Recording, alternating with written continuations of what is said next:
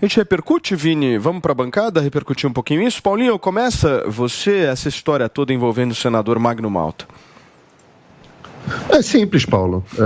Se falou algo que não é verdade, que não consegue provar, tem que sofrer as consequências. Existe no Código Penal brasileiro crime de calúnia e de difamação.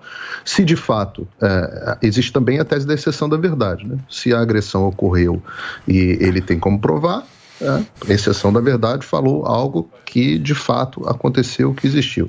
Se não conseguiu provar, processo normal, o processo ocorre pelas vias normais, crime de menor potencial, etc, que ele seja julgado contra qualquer um. Eu acho até preferível quando a coisa acontece desse jeito do que, por exemplo, quando a coisa acontece da forma que o Alexandre de Moraes faz, que ele acha que os ataques contra a honra dele, contra os ministros do STF, aí tem que entrar em inquérito de fake news inconstitucional, tem que mandar prender, tem que mandar fechar veículo de imprensa, esse tipo de coisa. Então, a tese é muito simples. Se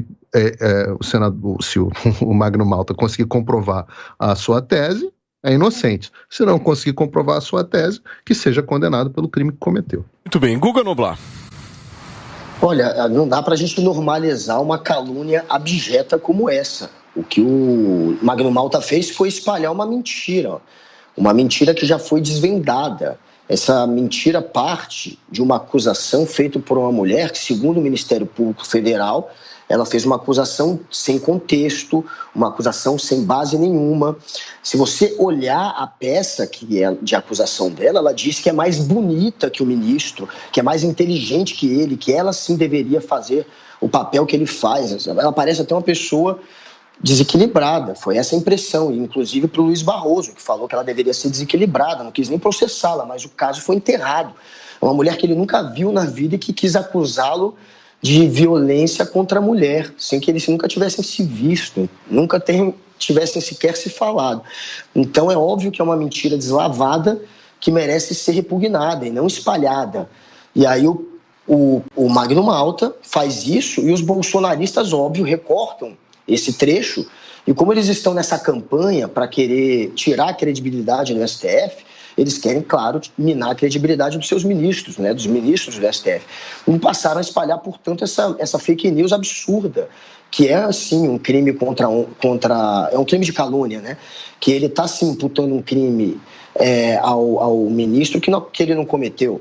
E, enfim, a gente tem que preservar, sim, o STF. O que o Magno Malta fez é o bolsonarismo na veia. É você distorcer algo que parte de um mínimo de fato e que é completamente distorcido no final para virar uma grande fake news, onde todo mundo espalha aquela fake news sem praticamente dar chance para que aquela pessoa consiga explicar aquilo depois. É o que aconteceu com ele. Aí ele foi à justiça e, pelo menos depois de meses, ele entrou em junho, se eu não me engano, com esse processo, e agora, enfim, ele está tendo uma resposta positiva. E essa história ela precisa ser explicada. Ela é uma grande mentira para atacar. Ô, Guga, a gente não tem que acreditar na vítima? Não é isso a história? Que a vítima, mulher, se for mulher, a gente tem sempre acreditar nela? Olha, agora a mulher é desequilibrada. Foi você que falou isso aqui no ar. Eu falei que a gente tem que acreditar quando a mulher chega com uma história de violência doméstica e ela chegou com uma história de uma pessoa que ela nunca viu na vida. Eu acho que é um pouco óbvio. A mulher nunca viu na vida, é uma história... Não, se for uma história muito fantasiosa, é óbvio que você não precisa acreditar. Se é uma pessoa que nunca viu a outra, na vítima. Se a pessoa nunca viu a outra, acho que qualquer pessoa... Primeiro, o que eu falei é que tem que ser investigado e que a gente não tem que colocar em dúvida a pessoa. E ela não foi colocada em dúvida. Pode trazer o VAR. Eu falei que quando a pessoa chega... Não tenta ganhar no grito, não, o nazismo de esquerda. Porque aliás, fazendo um reparo ao professor, ele mentiu, tá? O Paulo Ursão, ele disse que o professor falou que o nazismo é de esquerda e o professor não merece ficar no currículo dele com uma bobagem dessa, ele jamais disse isso. Ele só comparou as mortes do nazismo com o comunismo. Você disse que o Conrado e o professor disseram que o nazismo era de esquerda. Você mentiu. Ele nunca disse que o nazismo é de esquerda. O professor distinguiu muito bem as coisas. Vítima. Mas voltando agora para a vítima. Eu falei que acreditar, eu quero saber o seguinte, a sua tese é, tem que acreditar na vítima ou não tem que acreditar na vítima? Você não pode apertar os dois botões ao mesmo tempo. Escolhe é você que quer confundir as pessoas. Então deixa eu falar. Não fala na minha vez. Por que você fala na minha vez para confundir os outros? Eu estou te fazendo uma pergunta, querido. Não, você faz a pergunta, eu começo a falar, você faz de novo. Fala. Isso é uma estratégia. Responde. Isso não é uma pergunta. Qual botão você aperta? Acredita na vítima ou não? Aperta o botão, Guga. Meu Deus do céu. Quando uma mulher chega contando que sofreu um caso de violência doméstica ou um caso de violência na rua que alguém cometeu contra ela, ela não pode ser colocada em dúvida. E aquilo tem que ser investigado. Se a investigação começar a ter elementos de que aquilo é uma mentira, aí sim a gente pode colocar em dúvida. Foi o que aconteceu nesse caso.